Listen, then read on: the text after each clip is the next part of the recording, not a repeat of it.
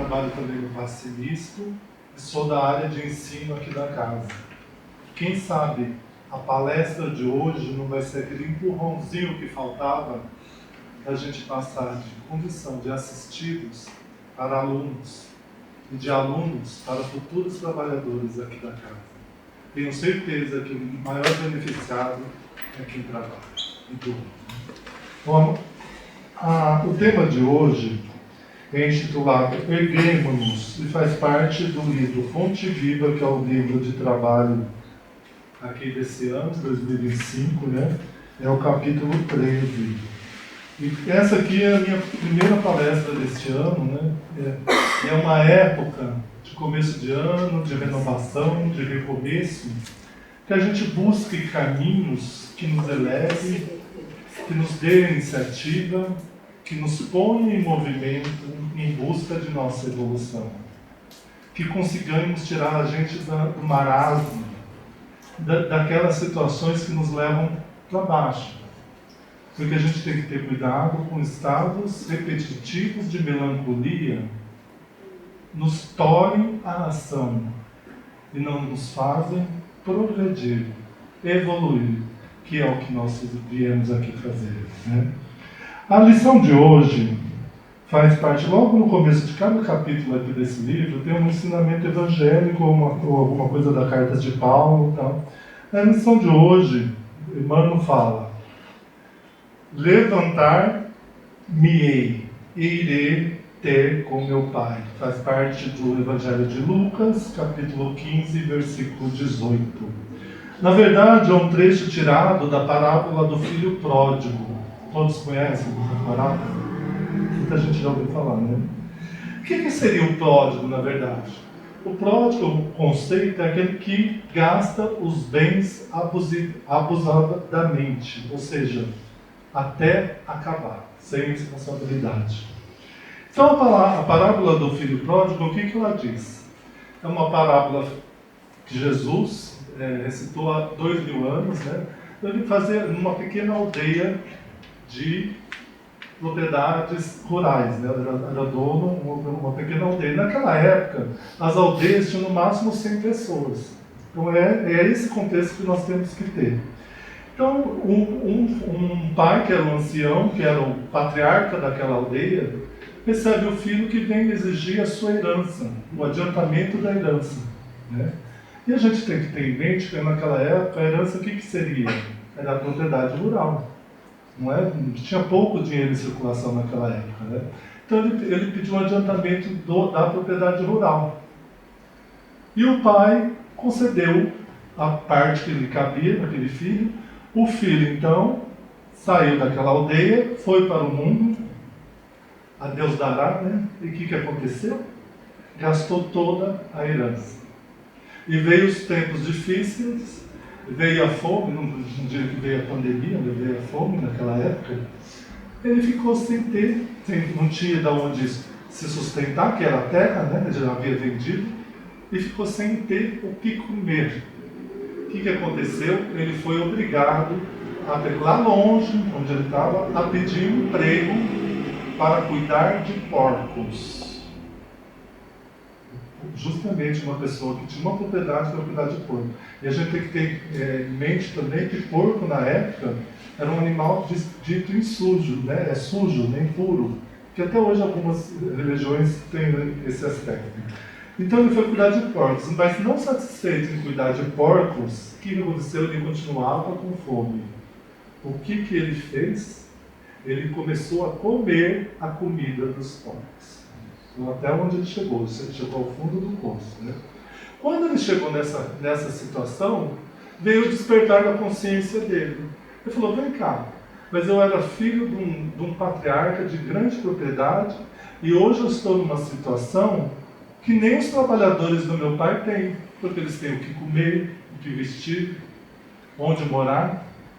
E daí despertou a consciência dele, aí ele falou justamente essa frase: levantar-me-ei e irei ter com meu pai. Pai, me desculpe, eu pequei contra os céus e contra você. Eu não sou digno de ser chamado de seu filho. O pai, ao verificar, e ele foi e encontra o pai novamente. Antes dele chegar, o pai avistou ele, o que ele fez? Ele abriu um sorriso, abraçou o filho, deu vários beijos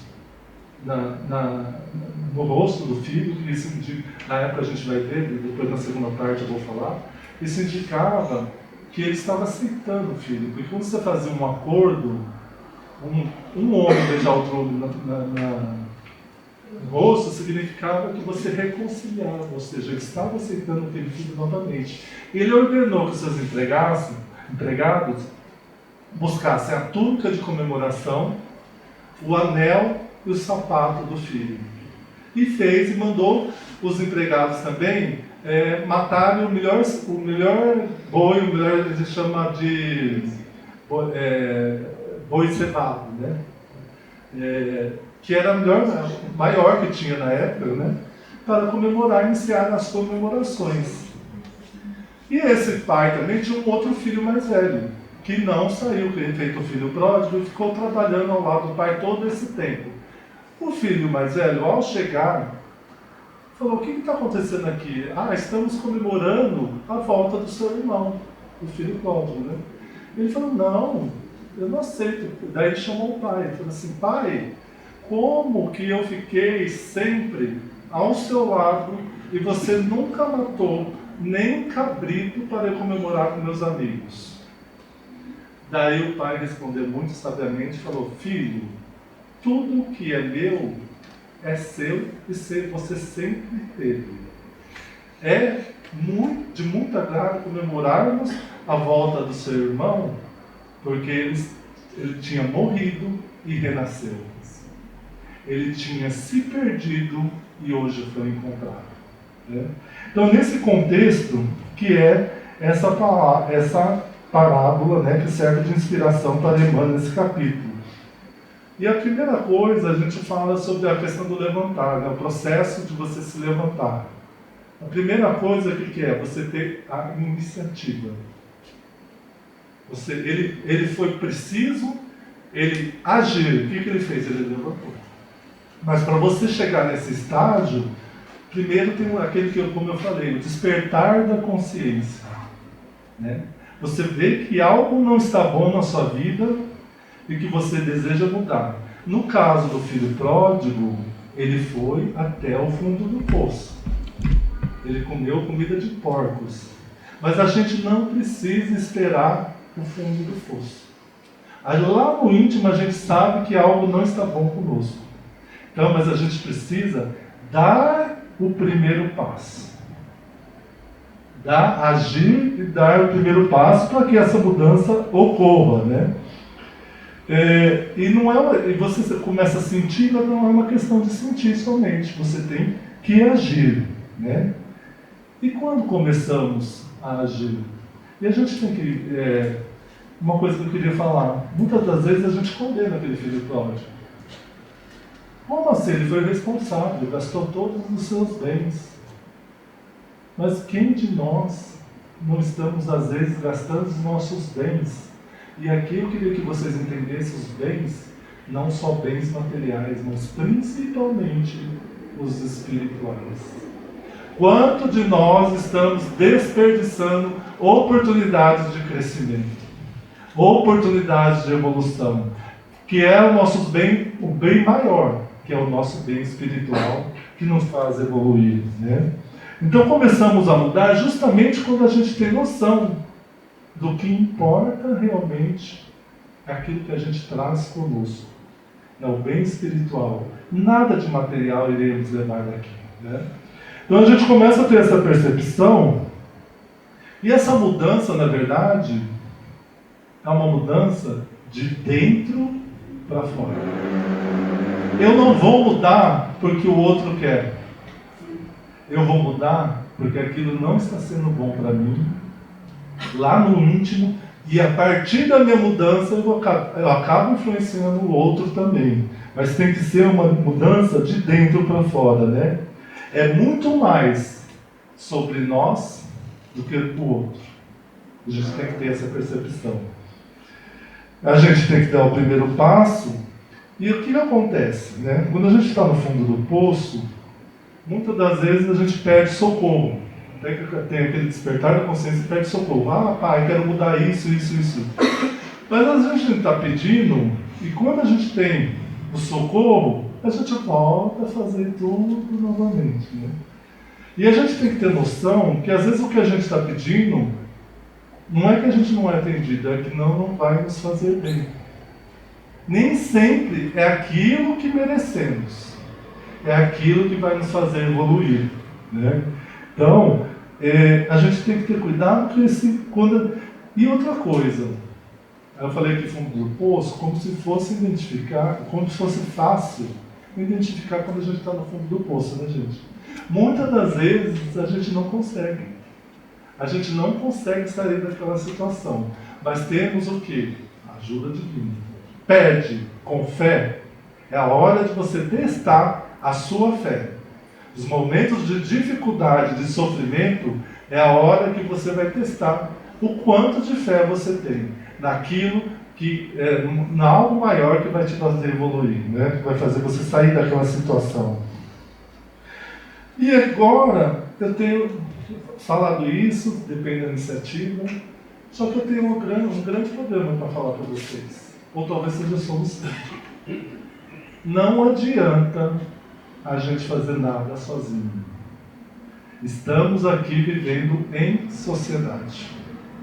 Segundo o livro espírita, o livro dos espíritos, que é um livro que a gente segue, por que viemos viver em sociedade? Porque tem algumas características que desenvolvemos, habilidades, somente na vida em relação. Vamos dar um exemplo aqui. Vamos supor que eu não quero mais seguir as leis divinas, eu não quero mais viver em sociedade, o que importa somente sou eu. Então, o que importa somente é o que eu quero. A minha felicidade não importa se vai ser a sua infelicidade. E eu quero tudo para mim. A gente pensando nisso, a gente está atraindo o mal para a gente. A gente está instalando o mal para a gente. Então, você começa a melhorar quando você começa a perceber que do seu lado tem alguém que importa. Que nem tudo é sobre você e para você. Ou seja, eu estou eliminando da minha vida o orgulho e egoísmo, que são duas chagas da humanidade. Quanto mais a gente eliminar da nossa vida essas duas chagas, mais a gente vai ser feliz, que é o que todo mundo busca. Então, quando eu vou melhorar, eu vou falar de evolução, de melhorar, não é porque é pecado. É primeiro que faz mal para a gente e depois faz mal para o outro. Todo mundo está aqui não é para sofrer, não, é para ser feliz. E como que eu vou ser feliz? Eliminando cada vez mais os vícios e buscando cada vez mais as virtudes. Esse é o caminho, né? E concluindo, nós já temos o caminho. Qual é o caminho para nos levantarmos, para nos erguermos? A ação. A agir. É fácil? Não é. Ninguém falou que seria. Temos, e é um caminho contínuo. É uma ação contínua. Dia a dia. Mas não vamos esperar grandes passos. É trabalho de formiguinha. Hoje eu dou um passo, amanhã eu dou outro. O que eu tenho que melhorar? Uma maledicência? Então amanhã eu vou tentar não falar mal. Eu tenho que melhorar o ciúme? Então eu vou tentar amanhã ser menos ciumento. Eu tenho que melhorar o orgulho? Amanhã eu vou pensar um pouquinho. E o egoísmo, vou pensar um pouquinho não só em mim, mas no próximo. Então é um trabalho de formiguinha, dia a dia. Hoje eu posso comemorar que hoje eu consegui fazer isso. Melhorei nesse aspecto. Daí o que acontece? Amanhã chega uma situação, porque a gente está no mundo de expiação e provas. Diariamente a gente é testado, para ver se realmente a gente evoluiu, se é de boca para fora. Só no momento de dor que eu peço socorro, aí Deus nos atende, agora eu estou bom, mas na próxima prova, eu volto a cair novamente, né? Então, diariamente a gente é testado. Hoje pode ser que eu dei um passinho para trás, eu não consegui. Não tem importância. Amanhã você vai conseguir. Até que isso se repita na sua vida e aquela ação se torne corriqueira. Quando você vê, você já passou por aquele problema e você não passa mais. A situação vai te colocar na frente de você novamente e você vai agir de outra forma como você não agia no passado. O que é isso? É a evolução. É assim que testamos nossa evolução. E quem é o maior beneficiado disso? A gente mesmo. E depois aqueles que estão em torno da gente. Né? Então já temos o caminho, que seria agir, a ação. E não agir sozinho.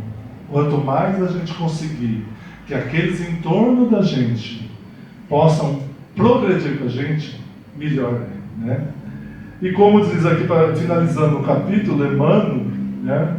Na parábola ele fala aquela frase que eu li do ensinamento evangélico: levantar-me-ei e irei ter com meu Pai.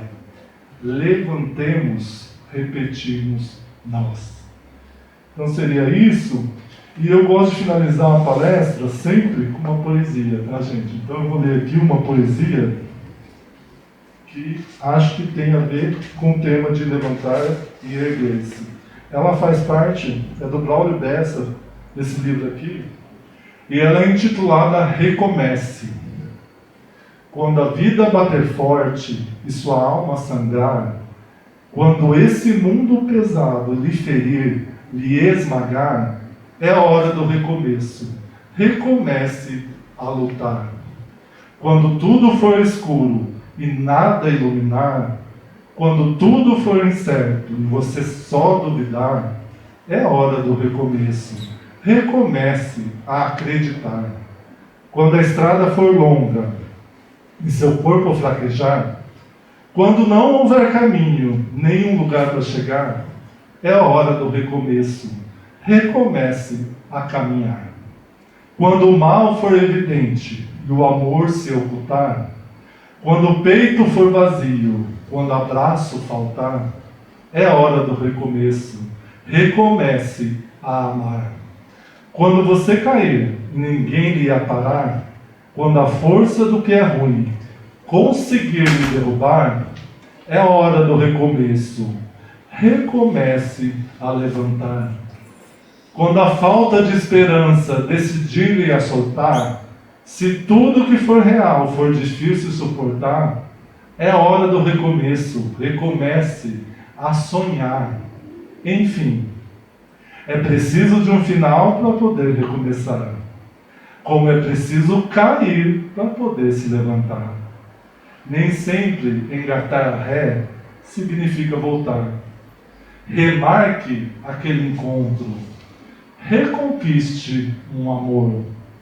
Reúna quem lhe quer bem. Reconforte um sofredor. Reanime quem está triste. E reaprenda na dor. Recomece. Se refaça.